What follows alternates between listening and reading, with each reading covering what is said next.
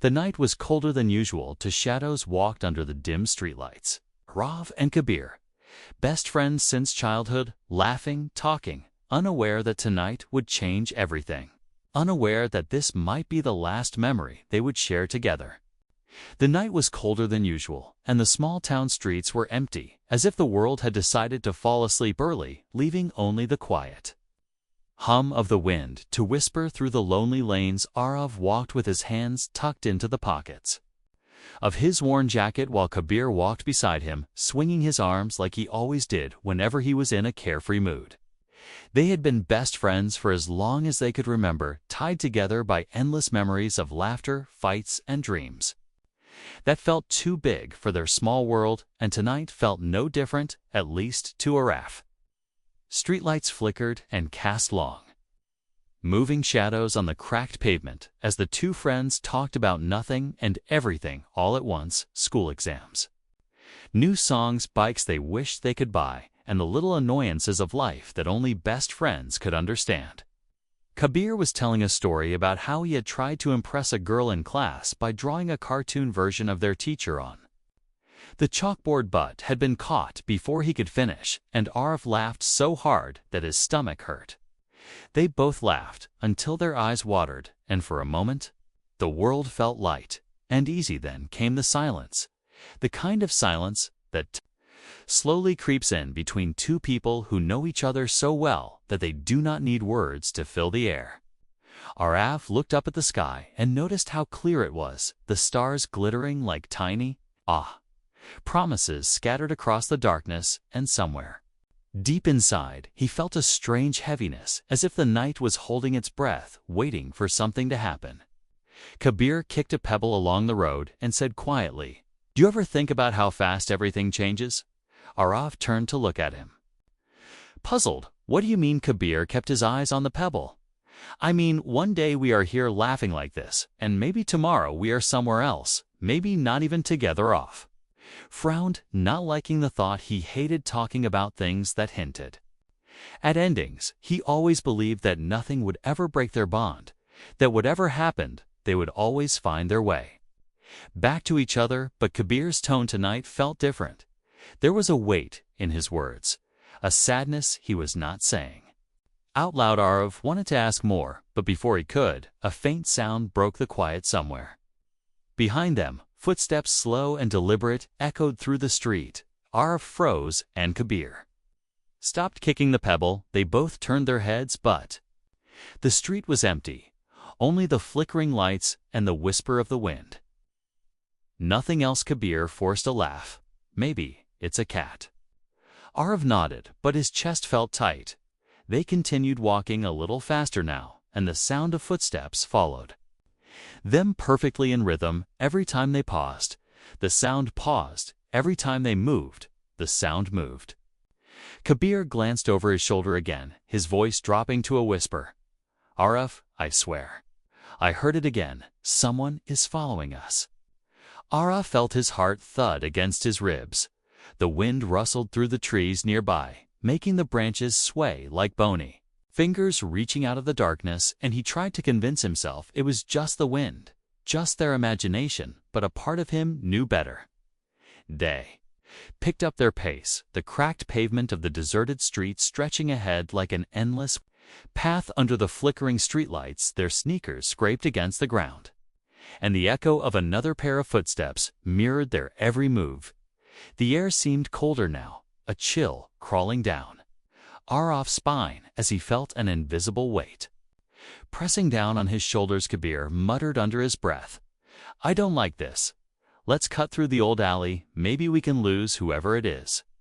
Aarav hesitated. The old alley behind the abandoned textile mill was the last place he wanted to be at night, but he nodded anyway, because the unease in Kabir's voice was contagious, and he did not want to seem scared. So they turned into the alley, their shadows stretching long and distorted against the damp brick walls.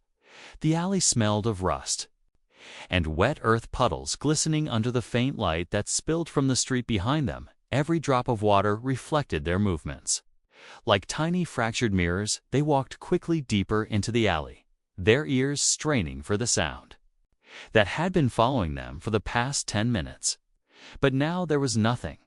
Just the sound of their own breathing and the occasional drip of water from the broken pipes above. Kabir finally let out a nervous laugh.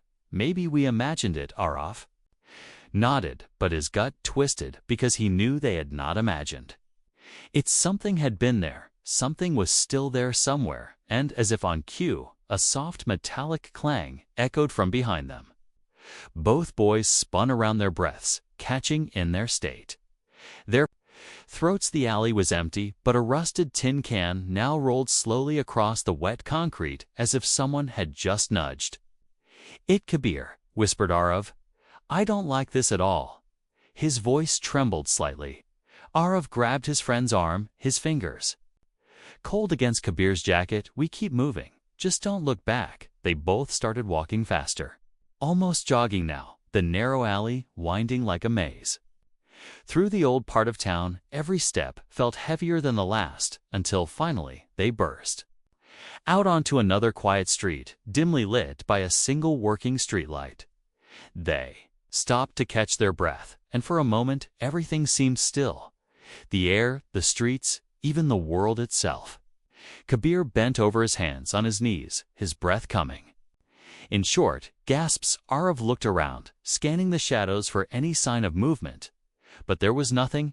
It was as if the night had swallowed their pursuer whole, leaving only questions and a thick knot of unease in there. Chestar finally said, in a low voice, "Maybe we should head home." Kabir nodded. "Yeah, but let's take the long way. I don't want to go back past that alley ever again." Bees started walking again, their footsteps slower now, heavy with the weight of what had just happened.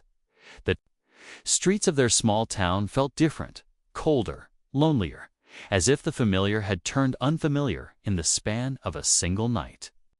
The long road stretched ahead like an endless ribbon of shadows and flickering light, and the cold seemed to settle into their bones. Aarav felt a strange weight in his chest, a mix of fear, confusion, and something he could not quite name. He had never seen his town like this, so lifeless, so alien. Even the stray dogs that usually roamed the streets were nowhere to be seen. As if the whole town had gone into hiding. Kabir walked close to him, their shoulders brushing every now and then, and even though neither of them spoke for several minutes, the silence between them was heavy with unspoken thoughts. Aarav kept glancing over his shoulder, half expecting to see a figure emerge from the darkness, but there was nothing, only empty streets and the hum of the cold wind. Finally Kabir broke the silence with a shaky laugh. "I swear this night feels cursed." Aarav frowned. "I don't know. It just feels different, like something is about to happen." Kabir tilted his head toward him. "Something good or something bad?" Aarav hesitated. "I don't know, but I have a bad feeling." They turned on to another street lined with old houses, most of them dark and silent. One window on the second floor of a house near the corner flickered with a faint blue light, as if a television was on inside. But when Aarav looked again, the light was gone, replaced by darkness as if it had never been there. He rubbed his arms, trying to shake off the chill that had nothing to do with the weather. Kabir suddenly stopped in his tracks. Aarav almost bumped into him and was about to ask what happened when Kabir raised a trembling hand, pointing ahead. Aarav followed his gaze, and his stomach twisted. A single bicycle lay on its side in the middle of the street, its back wheels slowly spinning as if someone had just fallen off and disappeared. Aarav felt the hairs on the back of his neck rise. He looked around, searching the shadows for movement, but the street was silent and empty. "Kabir," whispered Aarav, "we should go back home right now." Aarav nodded, but his legs felt heavy. Every instinct in him screamed to run, but something about the spinning wheel held his gaze like a silent warning. He forced himself to look away, and together they started walking faster. Not running, but almost, and the world around them seemed to close in, every sound amplified, every shadow stretching longer than it should. After what felt like an eternity, they finally reached the street where Aarav lived. His house stood at the far end, lights off like the rest of the neighborhood. Kabir hesitated outside the gate, his voice barely above a whisper. "Can I stay here tonight?" Aarav did not even think twice. Yeah, of course. Come on inside the house. The familiar creak of the wooden floor felt oddly comforting. They locked the door and went straight to Aarav's room, throwing their jackets onto the chair. Kabir sat on the edge of the bed, his hands clasped tightly together. Aarav closed the curtains, but not before glancing outside. One last time, and he froze for just a second, because in the distance near the corner of the street, he thought he saw someone standing still under the flickering knot. Light watching, he let the curtain fall, his heart racing, and turned to Kabir, who was staring at the floor. Aarav tried to shake off the image. Maybe it was nothing, maybe it was just his imagination, but deep down, he knew tonight was only the beginning. Kabir leaned back against the wall, his breathing uneven, his fingers drumming nervously on his knees, while Aarav paced across the room. The wooden floor creaking with every step. He could still feel that unseen weight pressing down on him, the memory of those footsteps behind them, the rolling tin can, and that single bicycle with its spinning wheel, all tangled together in his mind like a bad when Kabir finally broke the silence. Aarav, do you think someone was really following us, or do you think we are just overthinking? Aarav stopped walking and stared at the floor. I don't know, but it felt real, too real. And that bicycle, I mean, why was it just lying there like that? Kabir shivered and rubbed his arms as if trying to shake off the cold that had settled in his bones. Aarav went to the window again, parting the curtain just enough to peek outside. The street was quiet, now bathed in the soft yellow glow of the single lamp at the corner, but nothing moved, not even the branches of the old trees that lined the road. He wanted to feel relieved, but a part of him knew the night was holding its breath, waiting for something to happen suddenly. Kabir's phone buzzed on the bed. The sudden vibration in the silence made them both jump. Kabir picked it up and frowned at the screen. There was no number, just unknown blinking in bold letters. Aarav felt his throat go dry as Kabir hesitated before answering, slowly lifting the phone to his ear. Hello? For a moment, there was only static, a faint crackling sound that sent a shiver down Aarav's spine, then a whisper barely audible but clear enough to freeze the blood in their veins. Don't look outside. Kabir's eyes widened and he dropped the phone onto the bed, his hands trembling. Aarav stared at him. What did they say? Kabir swallowed hard. They said, don't look outside. Room felt smaller suddenly, the air heavier. Neither of them spoke for several seconds, and then Aarav, against his better judgment, slowly turned toward the window, his hands shaking as he lifted the edge of the curtain just a little, his heart hammering against his ribs. And that is when he saw Ita, figure standing perfectly still under the streetlight, facing their house, its face hidden in shadow, but its presence undeniable, the kind of presence that claws into your mind and whispers that something is terribly wrong. Let the curtain fall and stumbled back, his voice barely a whisper. Kabir, they are still there. Kabir pressed his back harder against the wall, his eyes wide with fear. Aarav, we have to call someone, maybe the police, maybe your parents. Aarav shook his head. My parents are at the farmhouse and the police station is miles away. By the time they come here, whatever that is, it will be gone. And no one will believe us. Kabir hugged his knees, his voice shaking. Aarav, I don't like this. I don't like this at all. Aarav crouched beside him, trying to calm both of them down, but his own fear was almost too much to handle. He could feel the weight of the night pressing against the windows, the world outside, silent and waiting, as if daring them to step out. Then the phone buzzed again. The phone buzzed again, vibrating violently against the mattress, as if demanding to be answered, and the sound felt louder in the suffocating silence. Kabir and Aarav froze, staring at the device as though it were alive. Kabir shook his head, refusing to touch it, so Aarav reached out his trembling hand and picked it up. Unknown flashed on the screen again. His heart pounded in his chest, and his mouth went dry, but he pressed the answer button and lifted it to his ear. First, there was only the same static like wind rushing through a tunnel, and then the whisper came again, softer but sharper this time. Why did you look outside? Aarav felt his stomach twist in fear, and he could not speak. His voice caught in his throat. The whisper continued. You should not have seen me. Aarav hung up his hands, trembling, and the phone slipped onto the floor with a dull thud. Kabir crawled back against the wall as far as he could go, his face pale. Aarav. What did they say? Aarav swallowed hard. They said. I should not have seen them. The room suddenly felt like a cage. Every shadow seemed alive, and the tick of the clock on the wall sounded like a hammer in the quiet. Kabir grabbed Aarav's arm, his voice cracking. What do we do? Aarav thought fast. His mind racing. We wait. Maybe they will go away. Maybe it is just some sick joke. Kabir shook his head. No one knows we are together tonight.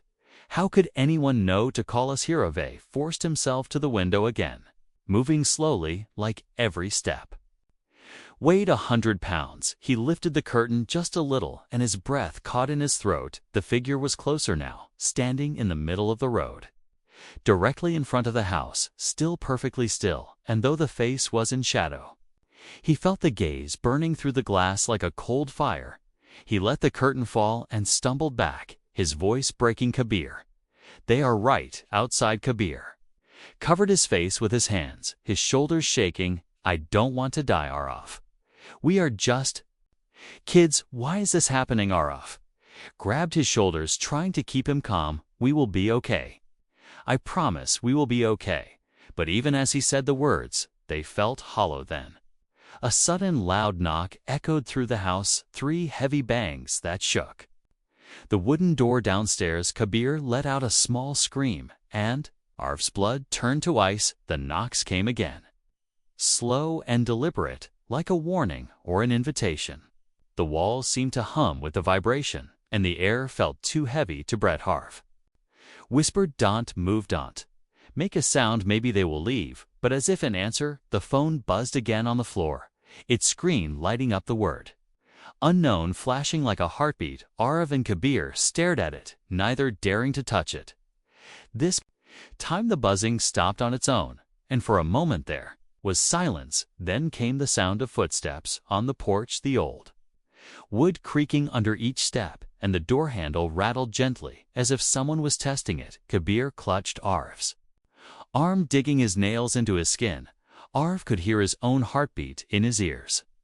The rattling stopped, replaced by a long, dragging sound across the door, like fingers scraping the wood. The sound of fingers dragging along the wooden door sent a shiver up Aarav's spine, and Kabir could barely hold back a whimper. Both boys frozen in place like prey in the presence of a predator. The air inside the room grew heavier with every passing second, and it felt like the darkness outside was seeping into the house through the tiny gaps in the windows and under the door. Aarav leaned closer to Kabir, whispering as softly as he could, We cannot panic. We cannot make a sound. Maybe they will leave if they think no one is here. But even as he said it, he doubted it, because whoever or whatever was out there seemed to know exactly where they were. Then the scraping stopped, replaced by 3 slow, deliberate knocks, again not loud, but heavy, like each one was a statement. Kabir clutched Aarav's hand, his skin cold and clammy, and Aarav felt a strange mix of terror and protectiveness. He could not let anything happen to his friend, no matter what. The fear in Kabir's eyes reminded him that they had promised each other since they were kids that they would always be there for one another, always. Suddenly the phone lit up on the floor again, vibrating furiously as if alive, and this time a message appeared on the screen.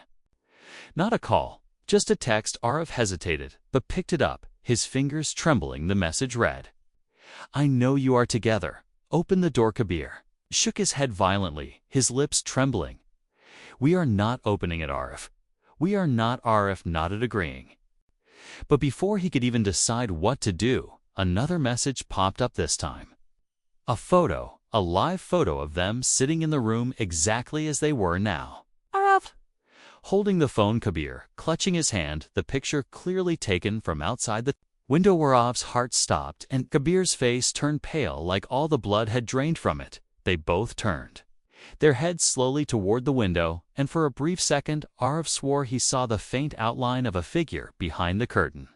Like a shadow shifting in the dark, Kabir whispered Aarav, they are here right now. Aarav grabbed his hand and pulled him to the floor, crawling toward the bed. They crouched there. Under the edge, their hearts pounding in unison, the house suddenly felt like a living thing holding its breath. With them another knock came this time.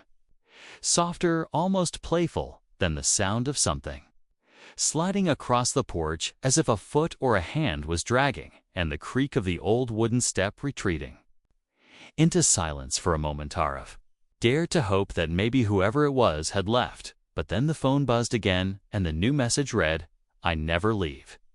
Aarav felt his entire body tremble as he read the words on the screen, I never leave, and in that moment the reality of the night sank into him like ice. This was no prank, no coincidence. Someone was here, someone who knew them, who was playing with their fear. Kabir clung to Aarav, his nails digging into his arm, and whispered, what do we do? Aarav, what do we do? Aarav looked around the room, searching for anything to protect themselves. A cricket bat in the corner, an old lamp on the table, but nothing felt enough against the shadow that was tormenting them. Then came another sound, soft and deliberate, a scraping noise along the wall of the house, as if someone was walking along the perimeter, dragging a hand or something sharper against the bricks. Aarav crawled toward the window, careful to stay low, and peeked through a tiny gap in the curtain. His heart hammering. The figure was gone from the streetlight. No one was there, but he could hear the scraping moving slowly toward the back of the house. Kabir whispered, Aarav, I think they are going to come in from the back door.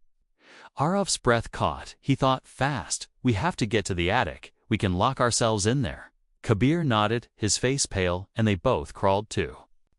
The door then slowly crept through the dark hallway, every creak of the wooden floor sounding like thunder in the silence. They reached the narrow ladder to the attic, and Aarav pushed it down as quietly as he could, guiding Kabir up first, then climbing after him, pulling the ladder up and shutting the small hatch. Just as the scraping reached the back door, they crouched in the dusty attic, their backs against the wooden beams, the only light coming from the cracks between the old planks. The house below creaked like it was breathing, and every sound echoed louder in the darkness. Aarav held Kabir's shaking hand tight, whispering, we will be okay. We just have to stay quiet. We just have to wait. Then a new sound rose from below, slow, deliberate. Footsteps inside the house. Aarav's heart stopped. Someone was in the house. The footsteps moved from the kitchen to the living room, to the hallway, each creak making the old wood moan. Kabir buried his face against Aarav's shoulder, his body trembling. Aarav whispered, it is okay. I am here. I will not let anything happen to youth. Footsteps reached his bedroom and paused. The silence that followed was unbearable. Then the sound of the phone buzzing again floated up to the attic. Aarav realized with horror that he had left it on the bedroom floor. The vibration was loud in the stillness, and they could hear the slow creak of someone bending down to pick it up. A moment later, a faint voice echoed through the house, though it felt like it was coming from everywhere at once. I told you, I never leave. Kabir bit his lip to keep from crying, and Aarav felt a deep ache in his chest, seeing his best friend like this, scared, helpless, yet trusting him completely. The footsteps began to climb the stairs, each step slow, heavy, deliberate, moving toward the attic. The sound of footsteps climbing the stairs was like a slow drum beat, echoing in their chests, each step a countdown to something they could not escape. Aarav clutched Kabir's hand tighter, his knuckles white, the attic air thick with dust and fear. Every creak of the old house felt alive, as if the walls themselves were holding their breath, waiting for what was to come. The footsteps reached the top of the stairs and paused. The silence that followed was worse than the sound itself. It was the kind of silence that pressed against your ears and filled your mind with terror. Kabir's trembling fingers gripped the fabric of Aarav's sleeve, his lips moving in a soundless prayer. Then came the sound of the ladder being pulled down slowly. The wooden rungs groaning under invisible weight. Aarav's heart thudded so loudly he was sure it could be heard from below. They could hear each rung creak as someone began to climb toward them, slow, deliberate steps that made the attic floor vibrate ever so slightly with each motion. Aarav wrapped his free arm around Kabir and whispered without voice, just with his eyes, "Trust me. I am here." The scraping sound returned, this time against the wood of the ladder, like nails or metal dragging. And it grew louder with every step, until finally the top of the ladder thudded against the attic floor. They could hear the faint sound of breathing. Just beneath the hatch, a presence so close they could feel it in their bones. Kabir's eyes filled with tears, and he shook his head silently, mouthing pleas. No, suddenly Irf's phone buzzed again, but this time the sound came from inside the attic. The two friends turned their heads in shock and saw the faint glow of the phone screen lying in the dark corner of the attic where neither of them had placed it. Unknown flashed again, and a new message appeared. "I told you, I never leave them." Hatch creaked, slowly opening, and a cold gust of night air swept into the attic. Aarav felt Kabir close. As a shadow rose through the opening, its shape barely human, its movements smooth and unnatural, the figure crouched at the top of the ladder, its head tilting slowly as if studying them, and then, without warning, the phone buzzed once more, displaying a live image of the two of them in that exact moment, huddled together under the dim light of the attic.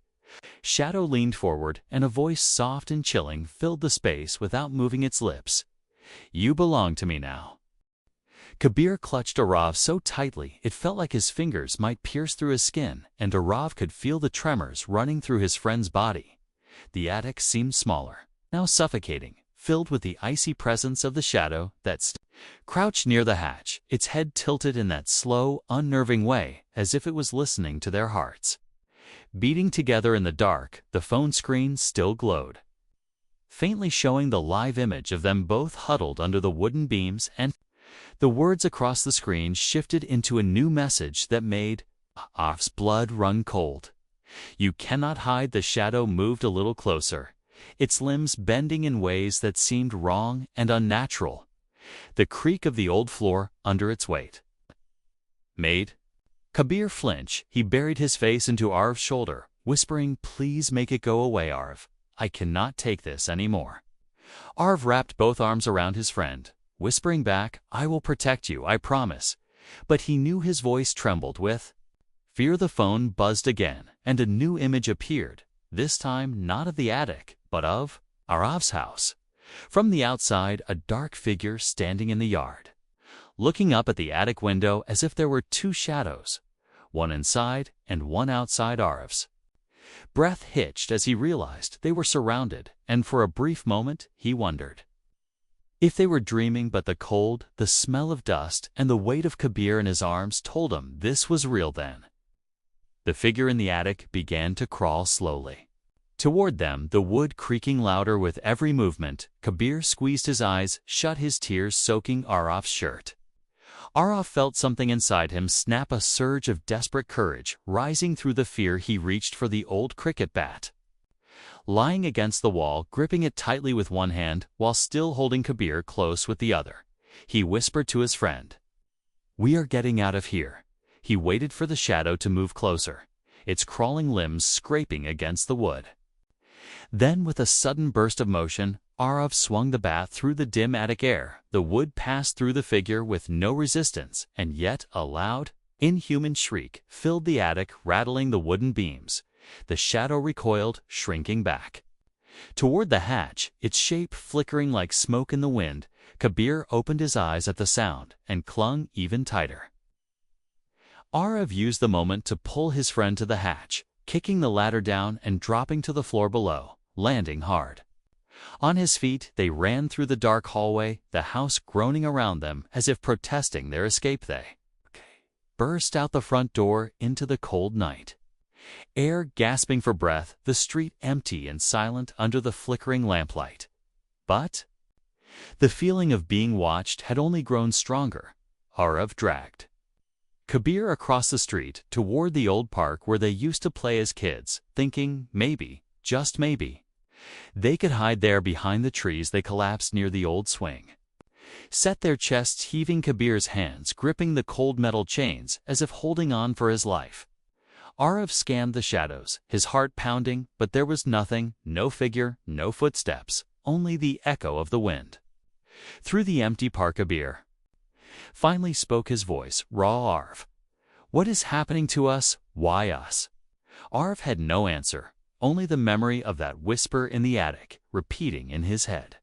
You belong to me now. And for the first time in his life, he felt the crushing weight of helplessness pressing against his chest as he held his best friend under the indifferent sky. Then the swing next to them creaked slowly, moving back and forth, though no wind touched it. The swing beside them creaked again, moving back and forth in a slow rhythm, like invisible hands were pushing it. Kabir's grip on the chains of his swing tightened, his knuckles white, his voice a trembling whisper. Aarav, there is no wind. Aarav nodded, unable to take his eyes off the moving swing, the metal squealing softly against the rusted frame. The empty park around them felt alive, as if the shadows themselves were watching and waiting. As if the shadows themselves, metallic clang echoed from the slide across the park, the sound of footsteps climbing its hollow frame. Kabir jerked his head toward it, and Aarav followed his gaze, his breath catching in his throat. The top of the slide was empty, but the sound continued, each step vibrating through the cold night air. The swing creaked louder in response, as if answering the footsteps, and Aarav felt a chill run through his spine.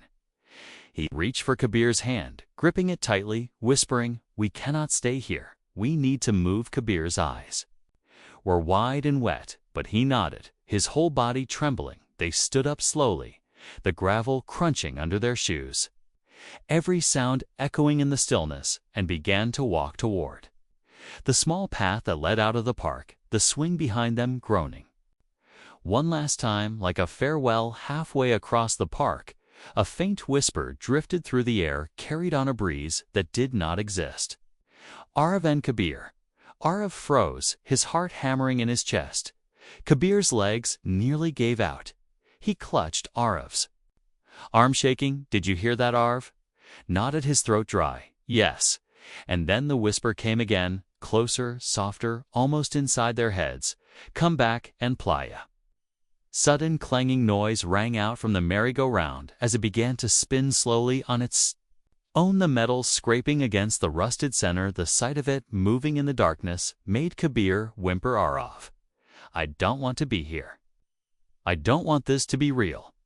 Aarav pulled him toward the gate, his own legs shaking, but his grip on his friend never faltering. They stumbled out onto the empty street, the park behind them silent again, except for the distant squeak of the swing moving once more.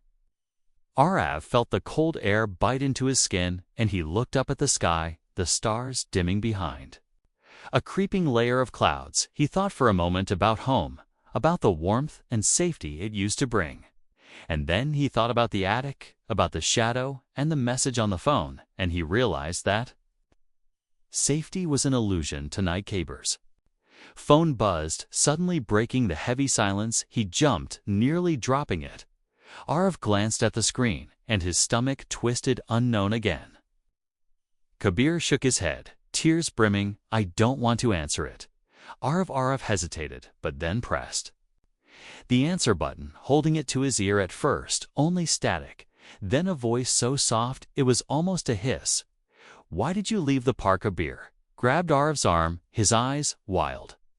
Aarav ended the call and tossed the phone onto the road, but before it hit the ground, another buzz came from his own pocket. He pulled his phone out and froze a new message glowing on the screen. A single sentence written in the dark letters of inevitability. You can never leave me. The streetlight above them flickered and went out, plunging the road into darkness. The darkness swallowed the street like a wave, and for a moment Aarav could see nothing, only feel the frantic beating of his heart and the icy grip of Kabir's hand on his wrist. Their breathing echoed in the silent void, broken only by the occasional crack of gravel beneath their trembling feet. Slowly his eyes adjusted to the pale glow of the clouded sky, the faint outline of houses around them. Now looking like hollow faces, watching in the night, Kabir whispered, "Aarav, I cannot see anything." Aarav squeezed his hand. "I know. Just hold on to me. We have to keep moving." They shuffled along the road, each step, careful, each sound magnified in the stillness. Then from behind them, a soft metallic ping echoed like a coin dropped onto the street. Kabir flinched his breath, catching Aarav turn slowly, his eyes straining in the dim light, and he saw it, a small object. Lying in the middle of the road, glowing faintly with its own light. It was Aarav's phone, even though he had been holding it tightly in his pocket seconds ago. It now lay 10 feet behind them, buzzing with a new message. Aarav's stomach turned ice and he whispered, "We are not alone." Evie shook his head, no tears sliding down his cheeks, his voice barely audible. "Aarav, I cannot do this anymore. I want to go home." Aarav wrapped an arm around his friend, pulling him close. "I will get you home. I promise, but we cannot stop now. We have to keep moving." He picked up the pace, guiding Kabir toward the next block where the old bridge crossed the narrow stream that ran through the town. The bridge had always been their shortcut home, a place where they used to throw stones into the water and make wishes. But tonight it loomed like a dark skeleton against the sky. They approached the bridge. A faint mist curled around its edges, and the water below gurgled softly under the wooden planks. Kabir hesitated at the edge, his legs shaking. "I don't like this, Aarav." Aarav nodded. "I know, but we have to cross." He stepped onto the bridge, first the wood creaking beneath his weight. Kabir followed, gripping the handrail with his free hand, every step making the entire structure groan. Halfway across the bridge, a whisper rose from below, soft and chilling like the voice of the stream itself. Aarav and Kabir both froze, the voice rising again. "You cannot run forever." The water beneath them rippled violently as if something unseen had disturbed it. Aarav pulled Kabir to the other side as fast as he could, the boards creaking louder with every step until they finally stumbled onto the far end. Their chests heaving, Kabir fell to his knees on the dirt path. Sobbing quietly, Aarav crouched beside him, holding his friend close, the mist around them thickening the world. Feeling smaller, colder, and quieter, he whispered into Kabir's ear, "We are going to be okay. I promise. We just have to make it to the main road. Maybe someone will be there. Maybe we will find help then." The silence was broken by a sound that froze them both, a low hum of a familiar swing creaking slowly somewhere behind them. Aarav turned his head toward the darkness of the bridge, and through the mist he saw the silhouette of a single swing suspended in the air above the water, moving back and forth, though no wind touched it, and standing beside it, a figure watching. The silhouette of the swing moved slowly back and forth over the misted water, and the figure standing beside it was perfectly still. The darkness swallowing any details of its face or form. Kabir clutched Aarav's arm, his nails digging into his skin. "Aarav, I cannot breathe. I cannot move." Aarav swallowed hard, his own legs trembling, but he pulled Kabir closer, whispering, "We have to keep going. Do not look at it. Just keep your eyes on me." They staggered forward into the narrow dirt path, leading away from the bridge, the mist curling around their ankles like cold fingers. The night eerily silent again, except for the faint creak of the swing behind them, which seemed to follow them in rhythm with their own footsteps. Aarav's chest ached with fear, but also with the fierce need to protect his best friend, because whatever this was, he could not let it take Kabir from him, not ever after. Several agonizing minutes of walking, they reached the edge of the forest that bordered the small town, the trees looming like giant sentinels, their twisted branches reaching toward the sky. Kabir hesitated, his voice cracking. "Aarav, I don't want to go in there." Aarav squeezed his hand. "I know, but it is darker out here in the open. If we hide in the trees, maybe it will lose us." Kabir nodded reluctantly, and they stepped into the forest, the ground soft and wet with leaves, each step muffled, but the air heavier, the smell of damp earth filling their lungs. The forest seemed alive with whispers Faint rustles that did not belong to animals and distant cracking sounds that felt too deliberate. Aarav led them toward an old hunting cabin that he remembered from years ago, thinking it might give them some kind of shelter, but as they walked deeper, the path grew harder to see, and the trees seemed to close in around them. Kabir tripped over a root, falling to his knees. His sobs breaking through the quiet. Aarav helped him up, holding him tightly, whispering, "We are almost there.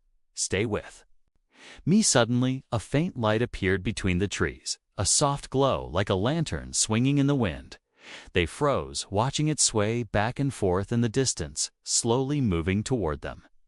Kabir shook his head violently. "We have to hide," Aarav nodded, pulling him behind a large tree, crouching low as the light drifted closer through the fog. Aarav peeked around the trunk, his heart pounding, and saw the glow reveal a figure carrying an old lantern.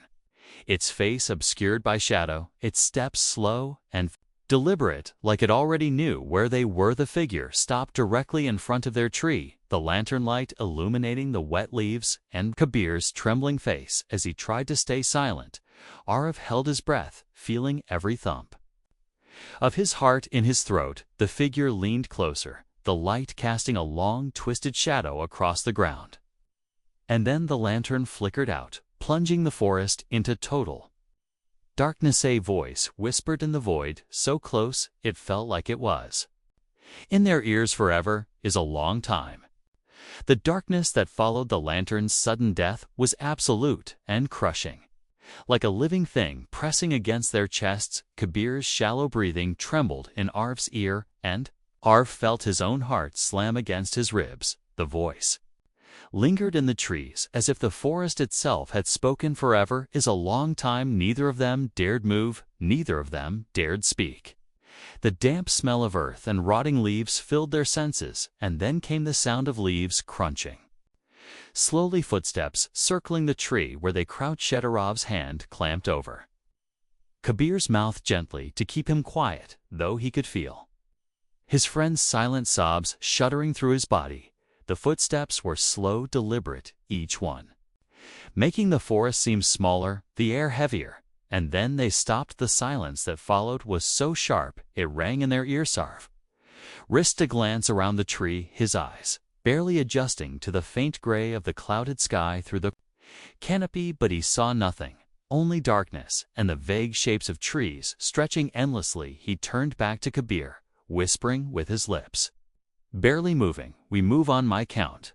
1, 2, 3. They crawled from behind the tree, moving low and silent, their hands scraping against the damp earth. Kabir's hand never leaving Aarav's as they crept deeper into the forest, every sense on fire, listening for the slightest sound. They reached a cluster of fallen logs and hid behind them, the decaying wood cold and wet against their backs. Aarav tried to slow his breathing and listen for a moment. Nothing, and then a faint humming started somewhere in the distance. A tune soft and broken like a lullaby sung by someone who had forgotten the words. The sound wound its way through the trees, sending shivers up their spines. Kabir buried his face against Arav's shoulder and whispered in the faintest breath, "Aarav, why is it doing this?" Aarav held him tight. "I don't know, but I won't let it take you, I promise." Suddenly a glow flickered through the trees again, the lantern light moving with slow, unnatural sways, and this time Aarav noticed something that made his blood run cold. The light was floating a foot above the ground, no hand holding it, no figure behind it, just the lantern drifting silently toward them through the misty trees, the broken lullaby growing louder as it approached. Arav's instincts screamed to run, and he pulled Kabir to his feet, moving quickly but quietly, weaving through the trees, their sneakers slipping on wet leaves. Kabir nearly tripped, but Aarav caught him and kept going. The lantern's glow danced between the trees behind them like it was playing a game, the humming echoing from every direction until it felt like the forest itself was alive with the sound. They finally burst into a small clearing where the moonlight barely pierced the canopy. And for a moment, Aarav felt a flicker of hope until he realized the clearing was not empty. At its center stood the old hunting cabin, its door slightly open, swaying on rusted hinges like it had been waiting for them. Kabir gripped Aarav's arm, his voice shaking. "Aarav, I don't want to go in there." Aarav looked around at the endless trees, the drifting lantern light drawing closer from behind, and he knew they had no choice. He squeezed Kabir's hand. "We will be safe inside." "I promise." Together they approached the cabin, each step making the old wooden boards of the porch creak, the smell of damp wood and rust hitting their noses as they pushed the door open and stepped into the darkness. Inside the air was colder than the forest. The only light from a thin slice of moon through a broken window. The cabin was empty, except for an old table and a single chair in the center of the room, and on the table, buzzing faintly with a dull light, was Aarav's phone. The faint glow of Aarav's phone on the table cast long, trembling shadows across the cabin walls, the buzzing sound echoing softly in the cold, empty room. Kabir clung to Aarav's arm, his body shaking, his eyes fixed on the phone as if it were a living creature. Aarav took a slow step forward, the old wooden floor moaning beneath his weight. He reached the table, his trembling hand hovering over the device. The screen pulsed with a new message, and for a moment he hesitated, his throat dry. Finally, he picked it up, the cold glass sending a chill through his fingers, and he read the words written there in dark letters that seemed to sink into his mind. "You cannot save him." Aarav's breath caught, and his chest tightened.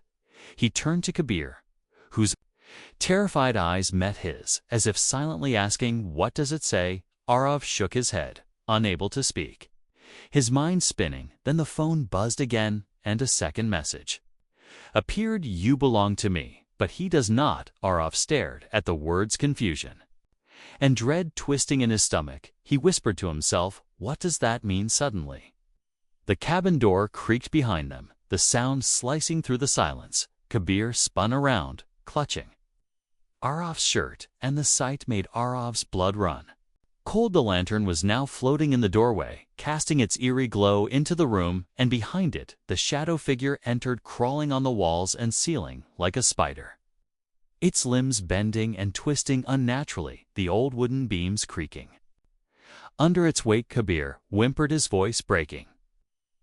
"Aarav, Aarav, do something." Aarav grabbed him, pulling him back toward the far corner of the cabin. His mind racing, he scanned the room for anything to defend them, but there was nothing but old furniture and rotting wood. The shadow crawled down the wall and onto the floor, its head tilted as if studying them like prey. The lantern hovered above it, and the light flickered, sending strange shapes dancing across its faceless form. The phone buzzed in Aarav's hand again, a video call request from unknown. Aarav's instincts screamed not to answer, but his thumb moved on its own. He accepted the call, and the screen filled with an image that froze his heart. The camera showed them from the ceiling of the cabin, as if an unseen eye was watching their every move. He slowly raised his gaze and saw a small black shape in the corner beam of the ceiling, like a camera lens blinking at them. Then the voice returned, not from the phone, but from everywhere at once, a soft whisper curling into their minds, "I only need one of you." Aarav's chest tightened. He hugged Kabir, close, shielding him with his body, his voice shaking. "Leave him alone. Take me instead." The shadow tilted its head, as if considering the offer, the lantern light flaring brighter for a moment before dimming. The whisper came again, "I will take him if you let go." Kabir sobbed into Aarav's shoulder, his voice desperate.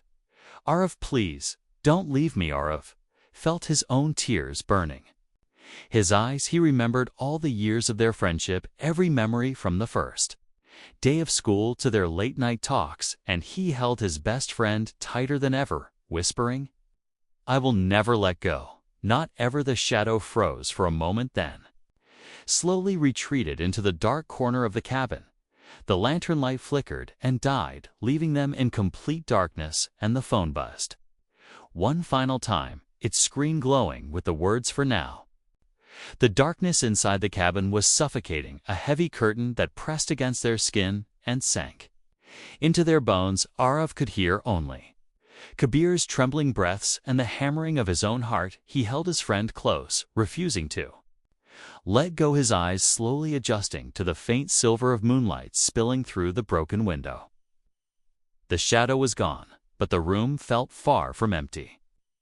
As if the walls themselves were holding their breath, waiting for the next move. Kabir's voice finally broke the silence, a cracked whisper. "Aarav, why us? Why is this happening to us?" Aarav stroked his friend's shaking shoulder, his own voice trembling. "I don't know, but I swear I will get us out of this. I promise you we will see the sunrise." Together, Kabir nodded weakly, his face wet with tears, his grip on Aarav tight, like he was afraid to vanish if he let go. A sudden creak from the floorboards above them made them both freeze, their heads snapping upward. The cabin had no second floor. But the sound came again, soft and slow, like someone walking on the ceiling. Kabir bit his lip to keep from screaming, his entire body shaking. Aarav hugged him tighter. His mind racing, he whispered, "Stay quiet. Whatever happens, stay with me." The footsteps on the ceiling moved toward the far side of the cabin and stopped for a moment. The silence that followed was sharp enough to hurt. Aarav thought he heard faint whispers seeping through the wood like water leaking from a crack. Words he could barely understand, fragments of sentences. "Mine forever. Let go." Only one. Aarav closed his eyes, forcing himself to focus on Kabir, to anchor himself in the promise he had made to never abandon his friend.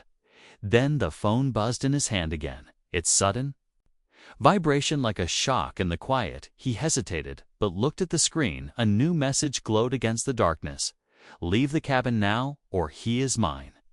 Kabir saw the message over Arav's shoulder, his eyes widening, his lips trembling. "Arave, don't want to go outside? It is worse out there." Aarav nodded.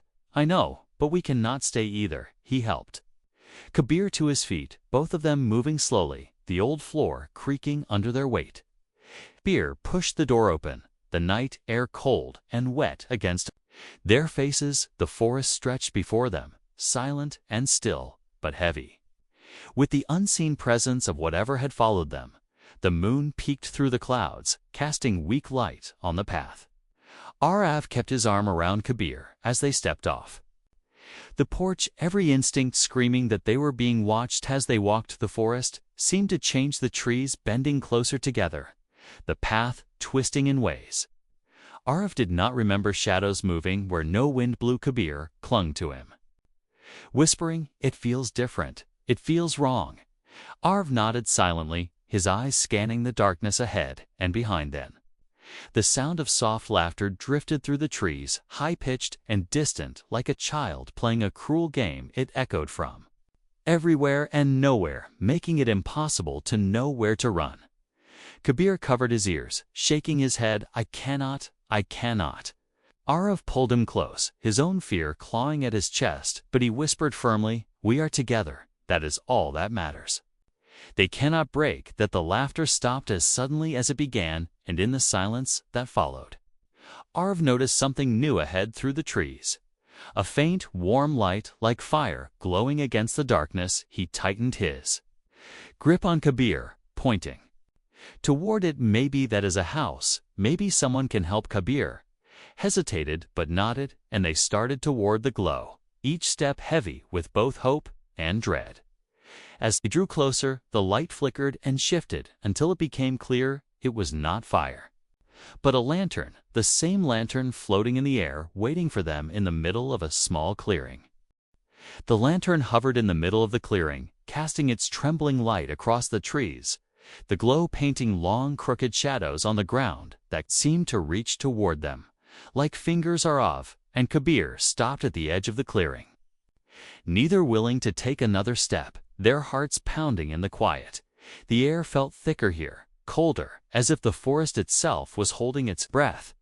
Kabir's voice was barely a whisper. "Aarav, I don't want to go closer." Aarav squeezed his hand. "I know, but maybe this is what it wants. If we keep running, it will follow us forever." Kabir's lips trembled, his eyes shiny with fear. "Aarav, I am scared." Aarav pulled him into a quick hug, his voice low and steady. "I am scared too, but we are together. We can face anything together." They took a slow step into the clearing, and the lantern flickered once, as if acknowledging their presence. Aarav felt the weight of unseen eyes on him from every direction. Then the soft whisper came curling through.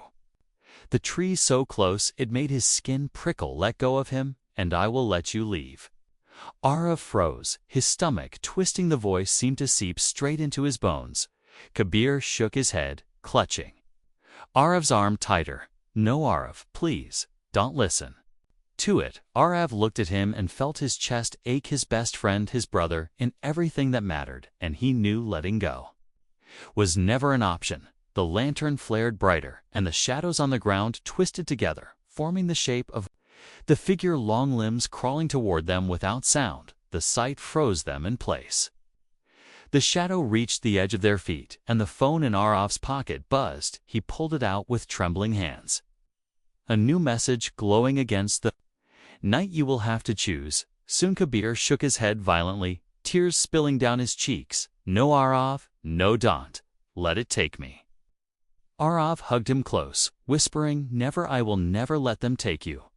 The shadows on the ground began to rise, lifting like smoke, solidifying into the crawling figure, its head tilting as it hovered inches from them. The voice came again, louder, more insistent, one of you stays forever. Trees around the clearing groaned like they were alive, the lantern spinning in the air as the wind picked up. Even though the leaves did not move, Kabir clutched Aarav with all his strength, his voice breaking. Aarav, please don't leave me. Aarav held him tighter than ever, his voice trembling but firm. I will never leave you. We face this together no matter what. The figure stopped its head, cocked as if confused, and the lantern light dimmed, then flared bright enough to burn their eyes, and in that blinding moment, they heard the whisper again, softer now, almost like a sigh. You will regret this. When the light faded, the clearing was empty, the lantern gone, the forest silent, only the distant call of a night bird breaking the stillness. Kabir slowly lifted his head from Aarav's shoulder, his voice shaky. Aarav, is it gone? Aarav stared at the spot where the lantern had hovered, his chest heavy with fear, and whispered, I don't know. The clearing was silent now, but the silence felt heavy, unnatural, like the forest was holding its breath, waiting for them to move.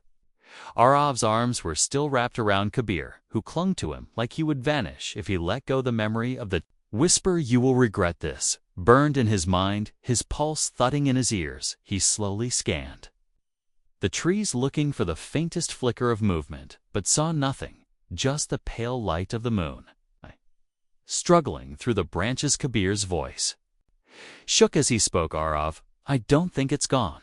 I think it's waiting. Aarav swallowed hard, keeping his voice low and steady for his friend. Maybe, but we cannot stay here. We have to keep moving. We have to find the road. The idea of leaving the clearing was terrifying, but the idea of waiting for the shadow to return was worse. Kabir nodded weakly, wiping his face with a trembling hand.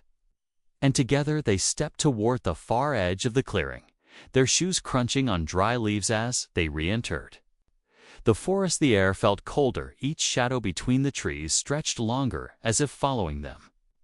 Aarav kept glancing behind, but there was nothing visible, yet he could feel it, that invisible gaze pressing on the back of his neck. Kabir gripped his hands so tight, his fingers ached. Aarav whispered, we are almost safe.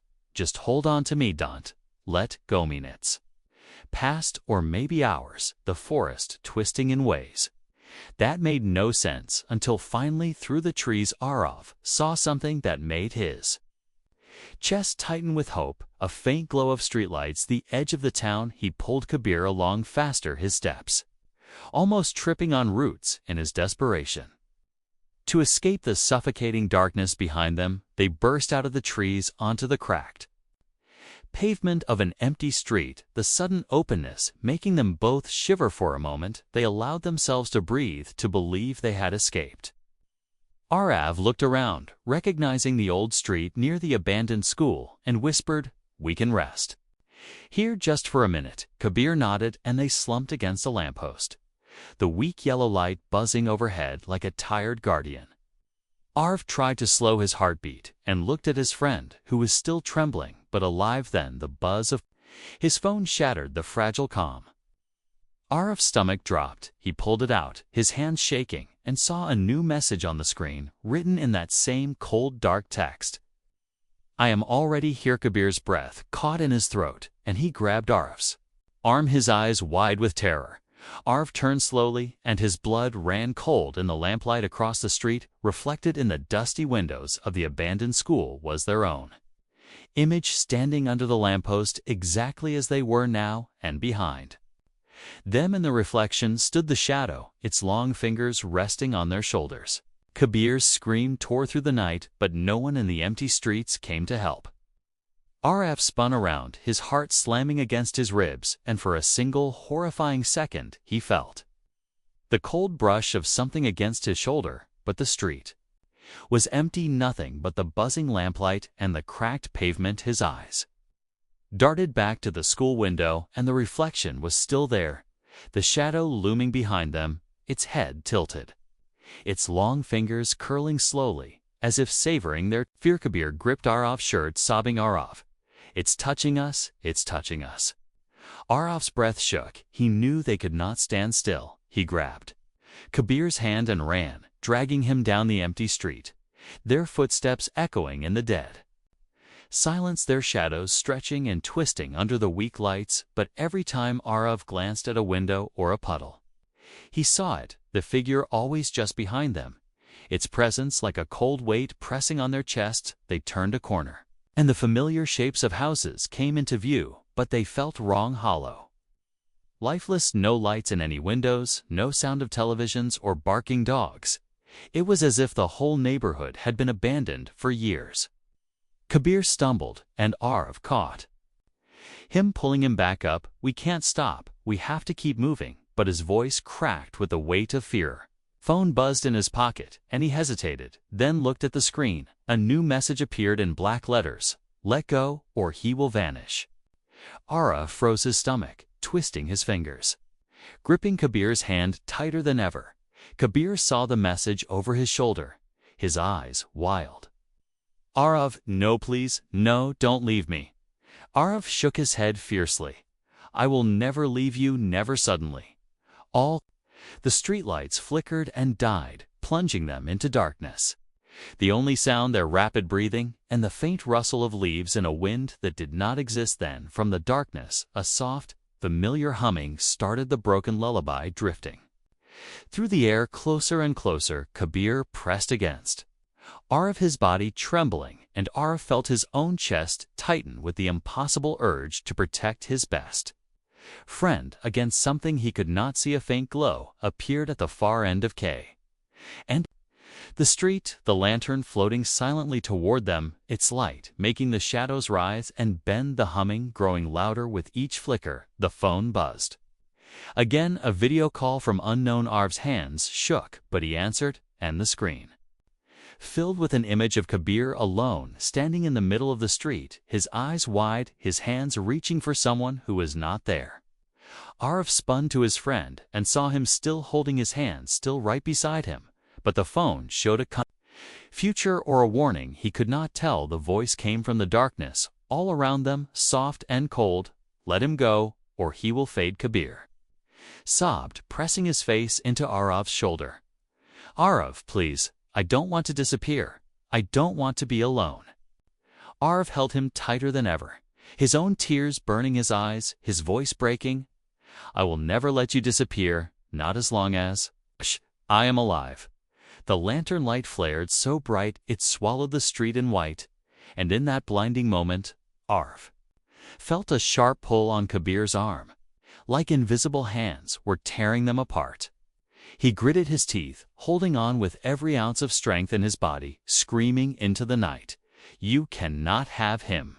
The light exploded, and the street was empty again. Except for Aarav and Kabir, on their knees, gasping for breath, the phone buzzing weakly with one final message: "You will suffer for this." The night had grown heavier, colder, and quieter, as if the world itself was holding its breath, waiting for something to break. Aarav and Kabir knelt in the middle of the empty street, their chests heaving, their hands still locked together, the weight of the last message pressing into their hearts. "You will suffer for this, Kabir's face was pale, his eyes wide and wet, his voice shaking. Aarav, it will never stop, will it? Aarav swallowed hard, his own body trembling, and shook his head. I don't think so, but we are together. That is all that matters. The phone in his hand went dark, its screen reflecting the dim starlight for a moment before the clouds swallowed the sky again, leaving them in near total darkness. The houses around them seemed lifeless. Hollow shadows of the homes they once knew. Aarav felt a chill crawl down his spine as he realized he could not even remember hearing a car or a dog or any human sound. Since this nightmare began, the town felt like it belonged to someone else now. Like they had stepped into a place outside of the world. Kabir pulled closer, his voice barely a whisper. Aarav, what if we are not really here anymore? Aarav looked at him, and for a moment he felt the same fear sink into his bones. The streets, too empty, the silence too perfect, but he forced himself to push it away, gripping his best friend's shoulders. No, we are here. I can feel you, and I will not let go. We just need to keep moving. We will find a way. They staggered to their feet and began walking down the street, their shoes scraping against the cracked pavement. The faint sound echoing through the night. Every window they passed was dark, every yard overgrown, every mailbox rusted and leaning like it had been forgotten for years. Kabir's fingers dug into Aarav's hand with every step, his voice shaking. Aarav, it feels like the whole world is gone. Aarav nodded. I know, just stay with me. After a while, they turned onto a road that led toward the heart of the town, hoping to find lights or people or anything, but what they saw made them stop in their tracks. The entire street was lined with photographs, dozens, maybe hundreds of them, scattered across the ground and taped to the walls of the buildings, the faint moonlight revealing faces frozen in time, some happy, some terrified, some familiar, and some not. Kabir knelt down and picked one up, his hand shaking. It was a photo of the two of them on their first day of high school, smiling with their arms around each other. The edges of the photo smeared with something dark. He dropped it like it burned him, his voice cracking. Aarav, why are our pictures here? Aarav picked up another and felt his chest tighten.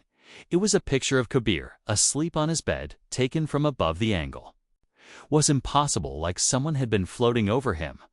Aarav's hands shook as he dropped it to the ground. Then the soft whisper came again, curling through the air from nowhere and everywhere. Some friendships last forever. The photos rustled as if moved by a phantom wind, and the shadows around them seemed to twist. Kabir gripped Aarav's arm tighter, his voice barely audible. Aarav, I think it has been watching us our whole lives. Aarav felt his heart sink, the memories of strange feelings in the past, the sense of being followed that they had always laughed off as paranoia, all of it clicking together like puzzle pieces in the dark. Their phone buzzed again, its screen lighting up with a single new message: you were always mine. Aarav's hands trembled as he read the message, you were always mine, the words sinking into his mind like poison. He turned the phone toward Kabir, who shook his head violently, tears rolling down his cheeks. No, no, no, I am not theirs. I am yours, Aarav. I am only yours. Aarav pulled him into a tight embrace, his own eyes burning with tears. I will never let it take you. Do you hear me? Never. The photographs around them rustled again, the sound echoing in the silent street.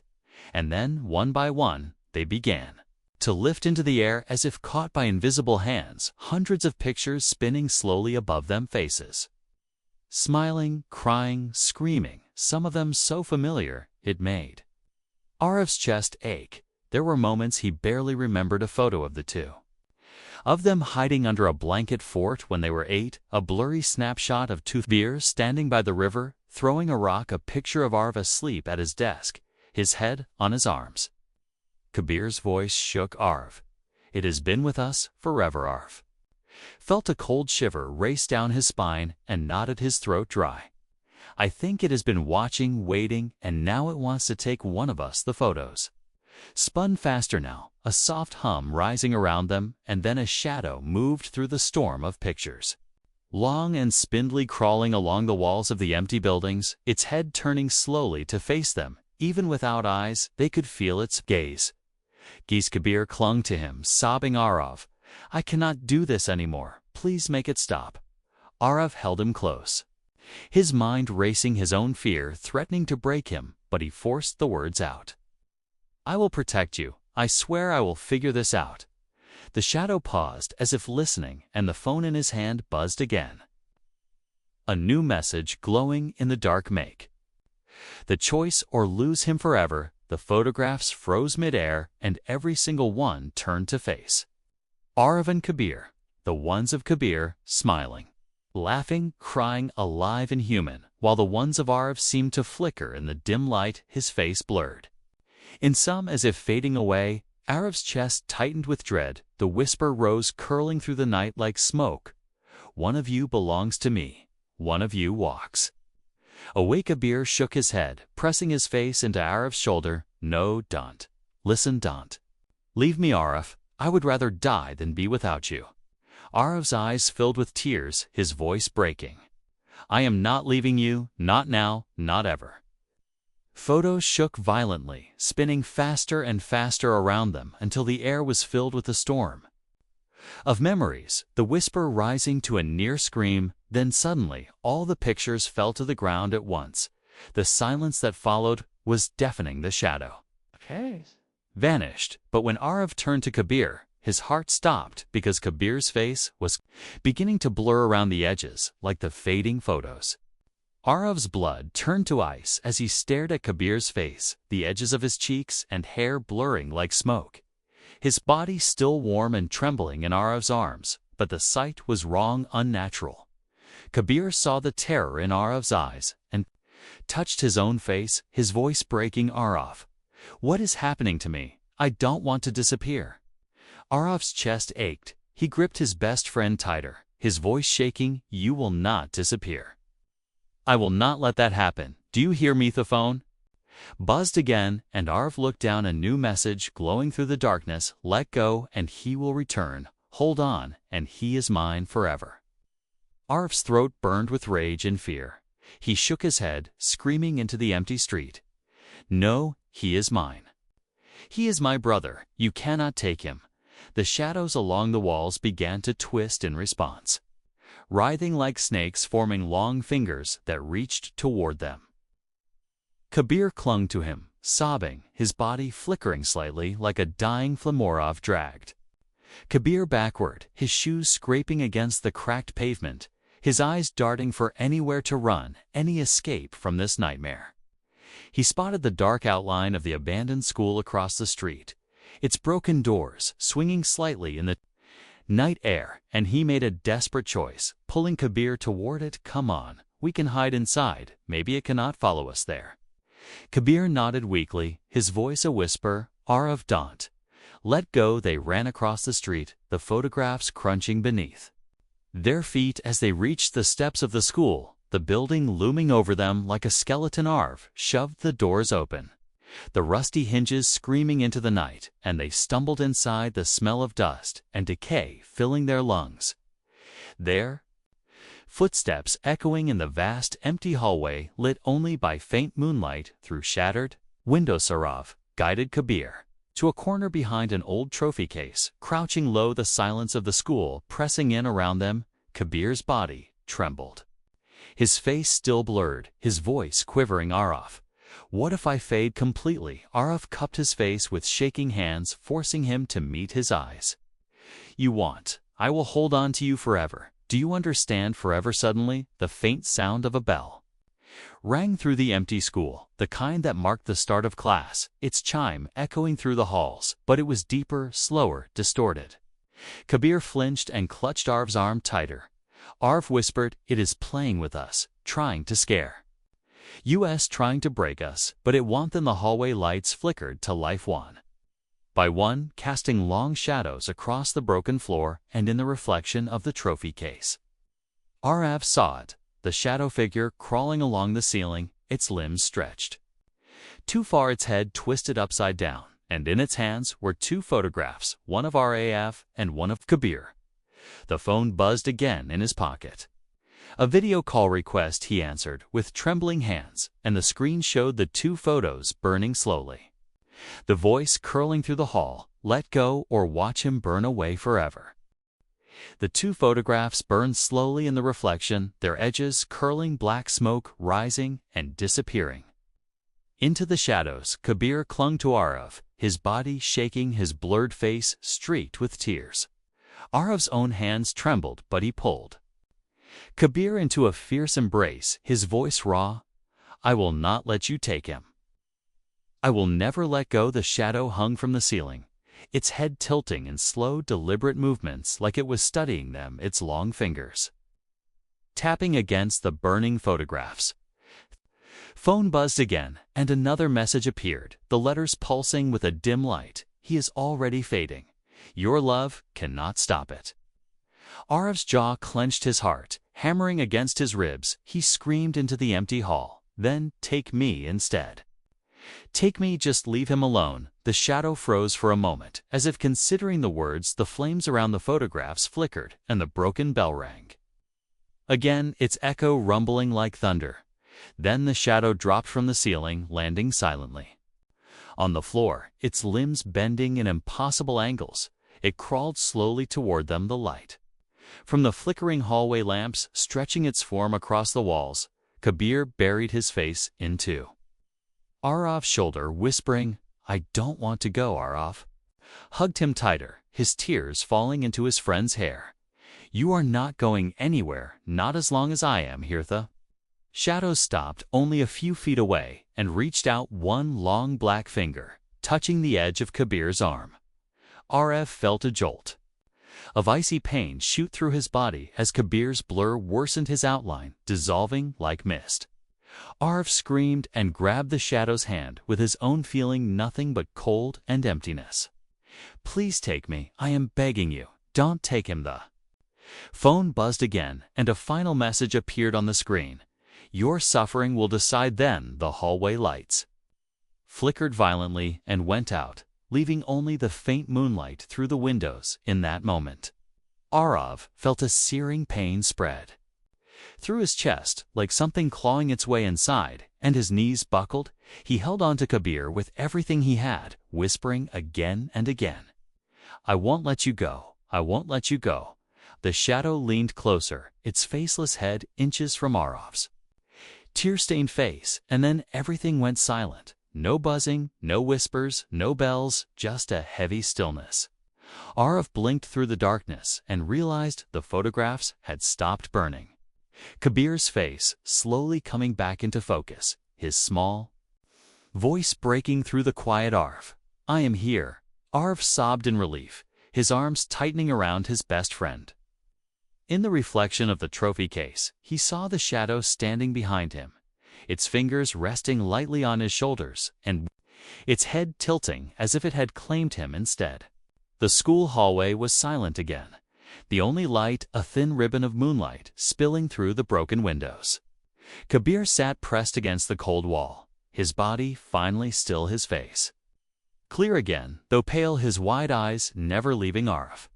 Aarav knelt beside him, his hands still gripping his friend as if afraid he would vanish if he let go, his chest aching with every breath, the echo of the shadow's cold touch lingering in his bones. Kabir.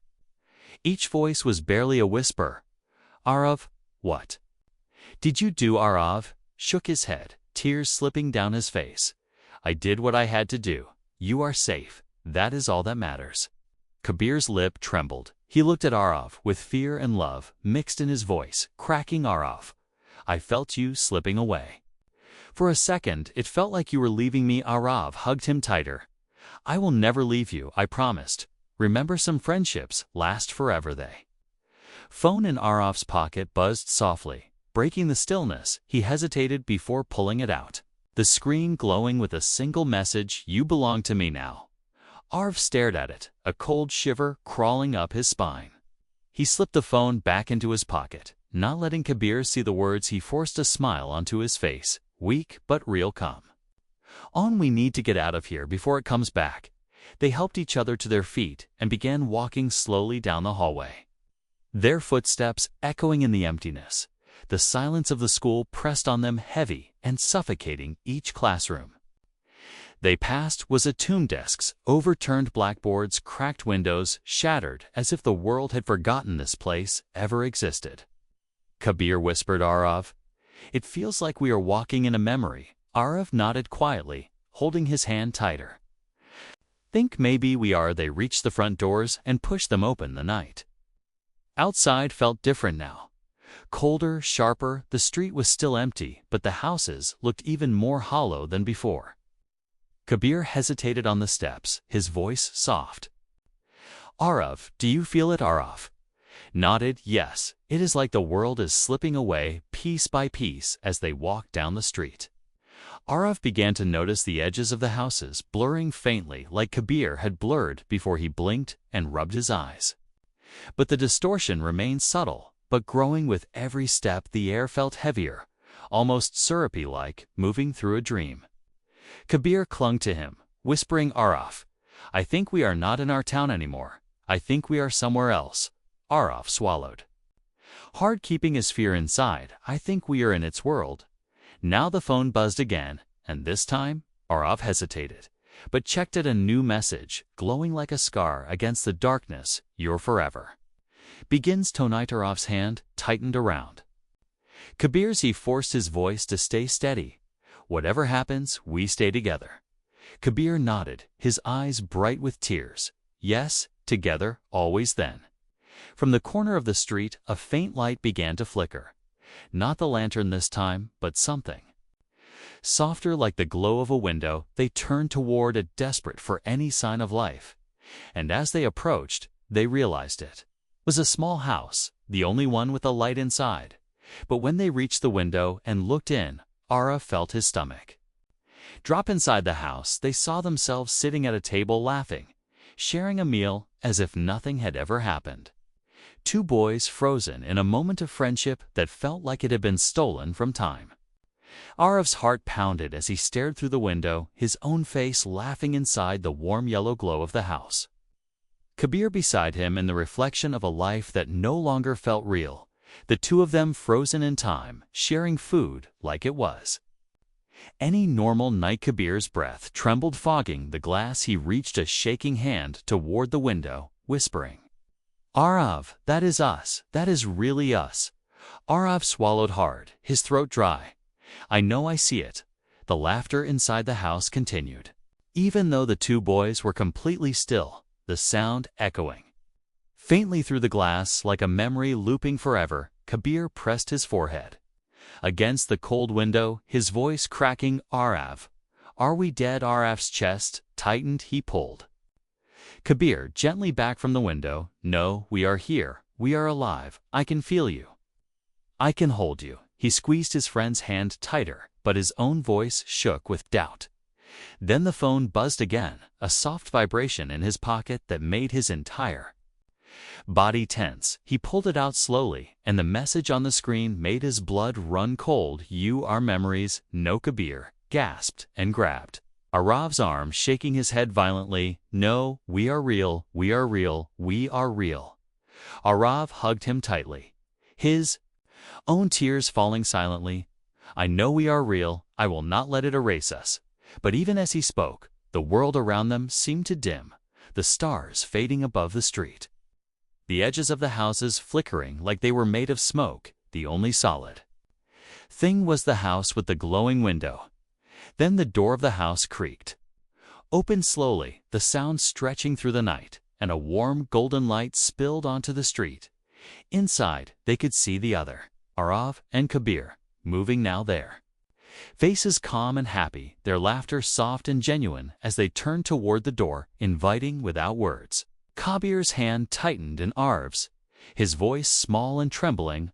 "Aarav, I am scared. What if we walk in and never come out?" Aarav's own fear twisted in his chest, but he whispered back, "If we don't walk in, we may fade out here anyway." They took slow steps toward the house, the warm light brushing against their skin like a false comfort. Aarav felt a shiver crawl up his spine. Something about the air was wrong. The closer they got to the door, the quieter the night became, until he could hear nothing but his own heartbeat. They stepped inside, and were hit with the smell of food and the faint sound of laughter, like an echo in there. Own heads, the house looked exactly like Kabir's home from when they were kids, every detail perfect down to the pictures on the wall. The table sat the other versions of themselves, smiling wide, their eyes bright with joy. The other Aarav looked up and said in a voice that was too soft, too distant, "Sit down, stay forever." Kabir froze his voice, cracking Aarav. "They want to trap us here." Aarav nodded, his chest heavy. "I know, but the outside is fading. We don't have much time." Then the whisper came, curling through the house, louder than ever. "Some friendships last forever, but forever belongs to me." The house glowed with a warm, golden light wrapping around Aarav and Kabir, like a blanket they had longed for in the cold, endless night. The other versions of themselves at the table smiled wider, now their hands motioning to the empty chairs across. From them, the smell of warm bread and something sweet filled the air, the kind of comfort that belonged to a home they both missed from. Childhood. Kabir's eyes filled with tears, his voice trembling. "Aarav, it feels so safe here." Aarav squeezed his hand tighter. "I know it feels safe, but it is not real." The whisper slithered through the air, curling around their hearts. "Stay, and the pain ends forever, is yours together." The walls of the house shimmered like water, the photographs on the wall changing slowly into memories from their lives, the two of them at the river on bicycles, in class, laughing at nothing at all. Kabir stepped closer to the table, his blurred reflection in the polished wood staring back at him. He whispered, "Aarav, if we stay, we can be happy forever." Aarav's stomach twisted. He pulled Kabir back gently. "No, if we stay, we are not living. We are just trapped." The phone buzzed again, and Aarav's hand shook as he pulled it out. The screen lit up with a single message: "Leave." And he fades. "Stay and you are mine." Kabir's fingers tightened around Aarav's arm, his voice breaking. "Aarav, I don't want to disappear." Aarav's eyes burned with tears. He dropped the phone onto the floor and gripped Kabir's face, forcing him to look at him. "I will never let you disappear. I don't care what it takes. I will fight for us until the end." Suddenly, the light in the house dimmed, the warm glow twisting into a deep red. The other versions of themselves at the table stopped smiling, their faces melting into black, faceless shadows, their hands stretching across the table like claws. The whisper rose into a voice that rattled the walls. "You cannot escape me." Aarav pulled Kabir toward the door, but it slammed shut on its own, the windows vanishing, leaving only darkness pressing in around them.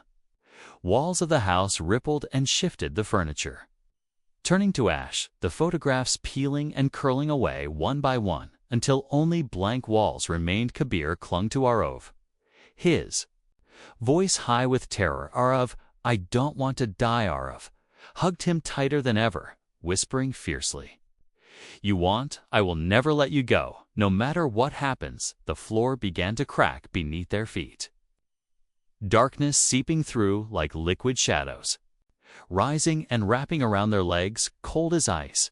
Kabir screamed, and Aarav fought to keep his grip, pulling with all his strength, his voice raw and breaking. "Let him go. Take me instead."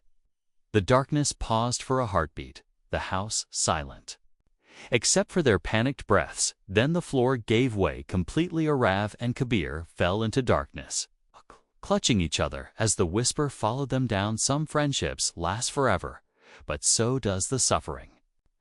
Aarav woke to cold stone under his hands, the air damp and heavy with the smell of earth and something faintly metallic.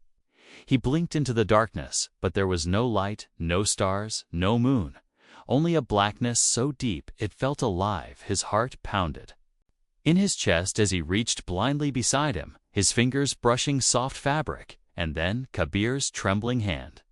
Kabir clutched him instantly, his voice hoarse. "Aarav, are we dead?" Aarav gripped his friend tight, his own voice shaking. "I don't know. But we are together, that is all that matters." The ground beneath them felt endless, like a floor in a place that had no walls, no corners. Just an empty void. They knelt there for a long moment, their breathing echoing faintly as if the darkness itself was listening. Aarav whispered, "I think we are in its world now." Kabir's fingers tightened in his shirt, his body shaking. "Aarav, I can feel it watching." Aarav nodded silently. He could feel it to the cold weight pressing on his back, like invisible. Eyes. Then a faint glow flickered to life in the distance, a thin pale light hovering like a lantern, but dimmer, weaker, as if struggling to survive in this endless dark. Aarav helped Kabir to his feet, and they began walking slowly toward it there. Footsteps soft on the unseen floor, each step echoing louder than it should. The air grew colder the closer they got, and the faint light revealed more of the space around them. Jagged walls rising like cliffs and disappearing into the shadows above. When they reached the source of the glow, they saw it was not a lantern, but a single photograph floating in the air. Lit from within it was a picture of the two of them sitting under the old banyan tree in the park after school, smiling and sharing a packet of chips. Kabir reached for it, hesitating, his voice small. "Aarav, it's like it knows all our moments." Aarav nodded, his throat tight. "I think it always did." Kabir touched the photograph. The ground trembled, and the darkness shifted, a low rumble echoing all around them. The photo dissolved into mist, curling upward like smoke, and the whisper returned, louder now, filling the cavernous void. "Choose or lose him forever." Floor beneath them rippled and cracked like ice on a frozen lake, splitting into narrow paths that twisted away into the darkness, each one lined with more glowing photographs floating in the air, moments of their lives in chronological order. The day they met, their first fight, the day Kabir broke his arm, the night they stayed up talking about the future. Kabir clutched Aarav's arm, his voice trembling. "Aarav, it is making us walk our memories." Aarav nodded, his heart heavy. "I think it wants us to see everything before it takes one of us." Then the phone buzzed in his pocket, though he could not remember holding it anymore. The screen glowed with a message, "The last path is where forever ends." Kabir looked up at him, his eyes wet and wide. "Aarav, I am scared." Aarav squeezed his hand tighter, his own voice breaking. "I am scared too, but I am not leaving you. We walk this together until the end." Aarav tightened his grip on Kabir's hand, and together they stepped onto the first path, the cold stone beneath their feet humming faintly like a heartbeat. The glowing photographs floated along the edges, guiding them forward, each picture pulsing softly as they passed. The first photo showed the day they met in kindergarten, Kabir crying in the corner and Aarav offering him a crayon. Kabir slowed down, his voice shaking. "I remember this. I was so scared that day." Aarav nodded, a small, sad smile on his lips. "And you have been with me since that day." They kept walking, the darkness pressing closer around them, the path narrowing until it felt like they were walking through a memory tunnel. The next photos showed their first sleepover, the night they built a blanket fort and stayed awake telling stories. Kabir's voice cracked. "Aarav, these were the best days of my life." Aarav squeezed his hand tighter. "They still are, as long as we are together." The path curved sharply, and the glow of the photographs began to change, their light dimmer and tinged with red, the memories shifting to fights and tears. Kabir refusing to talk to Aarav after an argument. Aarav looking out a rainy window, wondering if their friendship was over. Kabir looked away, his voice breaking. "I hated those days. I thought I lost you." Aarav stopped and turned to him, gripping his shoulders. "You never lost me, and you never will." The darkness ahead stirred like a living thing, shadows writhing as if reacting to the strength of their bond. The whisper curled around their ears, soft and cold. "Some friendships last forever, but yours will cost everything." Path split into two narrow bridges, stretching across an endless pit. The photographs along one path showed only Kabir growing up smiling, living. The other path showed only Aarav, his face serious and lonely. The phone in Aarav's pocket buzzed, and he pulled it out with shaking hands. The screen showed a message: "One path together, one path alone. Choose." Kabir's tears fell silently. He turned to Aarav, his voice small. "Aarav, I don't want to choose. I just want to stay with you forever." Aarav pulled him into a tight hug, his own tears burning his eyes. "I promised you I will never let go, and I mean it, even if it takes me." Then the photographs flickered and shifted, showing the two of them older in the future. Their faces happy, their lives full of moments they had not lived yet. Aarav felt his chest ache, hope and terror mixing as the whisper rose again, louder than before. "Forever comes at a price." The ground beneath the bridges began to crack, thin lines of darkness spreading like veins. Kabir's grip tightened, his voice panicked. "Aarav, we have to move." Aarav nodded, and together they stepped onto the bridge. Between their memories, the darkness below yawning, endless and hungry. The bridge shook with every step as if trying to throw them into the void halfway across the bridge. The shadows rose in front of them, forming the tall, faceless figure, its long arms stretching across the path, blocking their way. The photographs around it flickered, showing both of them smiling, crying, living and dying. And the whisper came like a cold wind, "Choose one or lose both." The bridge trembled under their feet.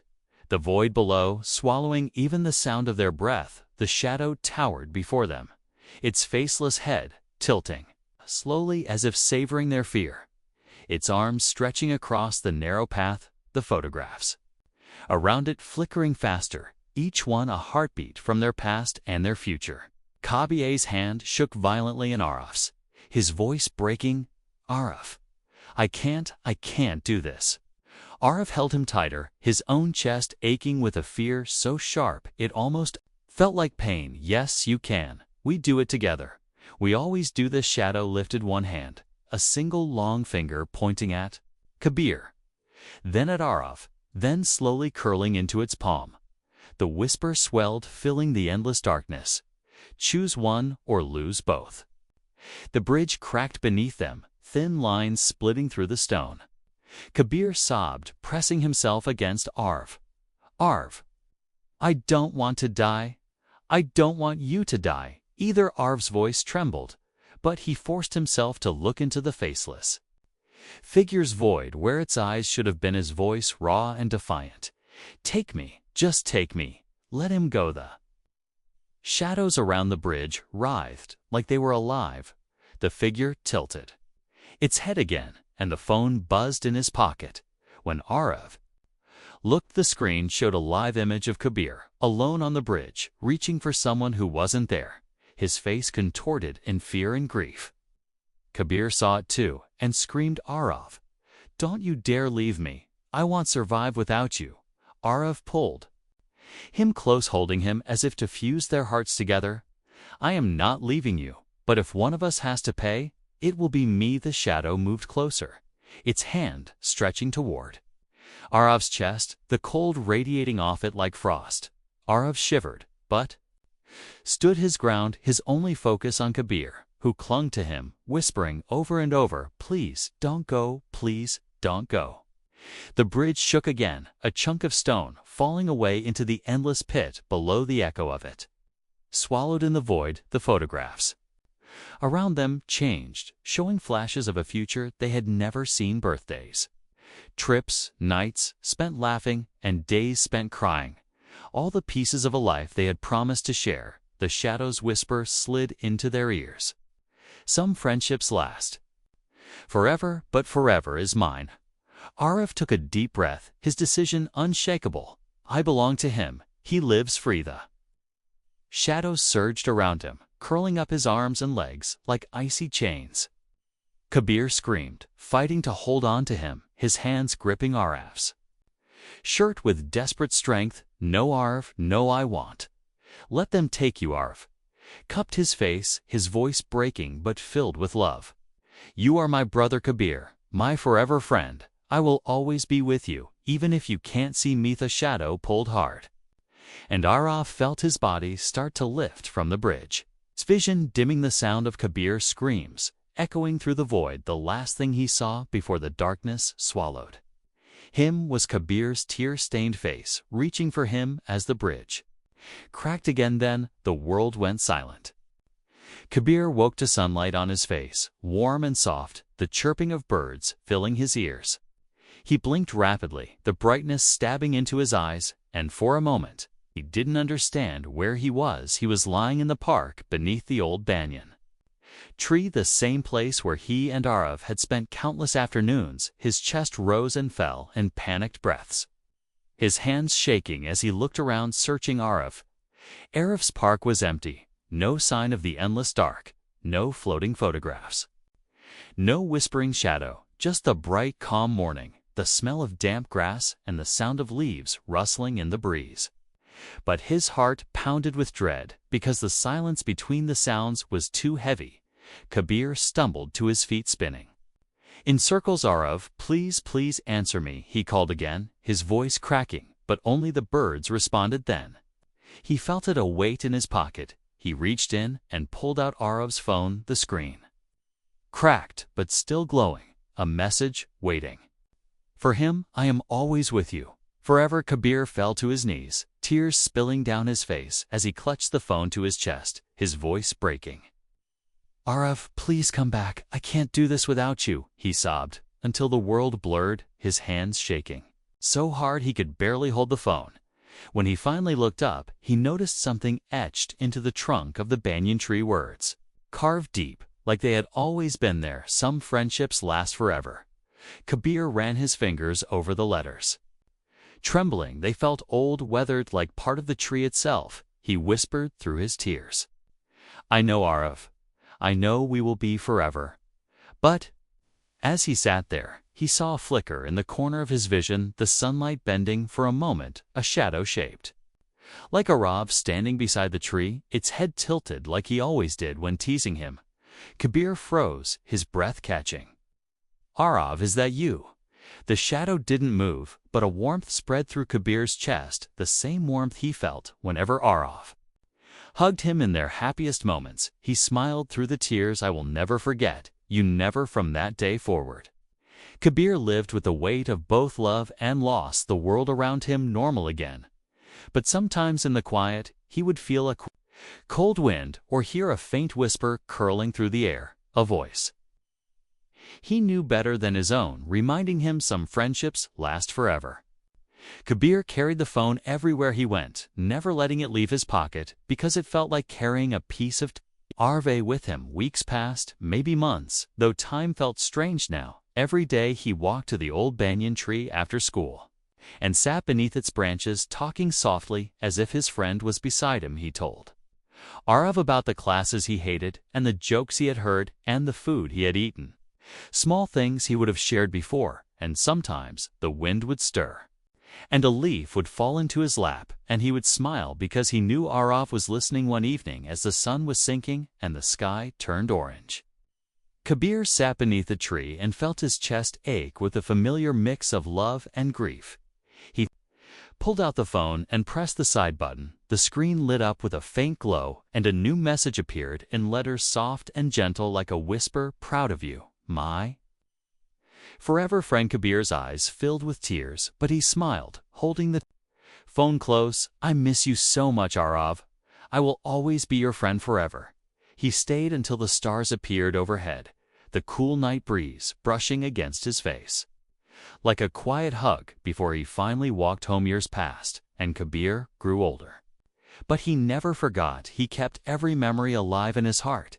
He became the kind of person Aarav always believed he could be: strong, brave, and kind. Yet sometimes, on quiet nights, when the streets were empty and the world was still, he would catch a glimpse of a familiar shadow reflected in a window or standing at the end of a hallway, watching over him, not haunting him anymore, just keeping him safe. On the anniversary of the night, everything changed. Kabir returned to the banyan tree now, taller and stronger, its roots deep in the earth. He brought a small lantern and lit it, placing it at the base of the trunk, the warm glow illuminating the carved words. Some friendships last forever. And for a moment he felt the air grow warmer. A soft presence beside him, and he knew without a doubt that Aarav was there. Smiling, Kabir whispered into the night, "Thank you for never letting go, Aarav." I will carry you in my heart until my last breath, now somewhere in the wind, curling through the white branches he heard the whisper again, soft and full of love, forever.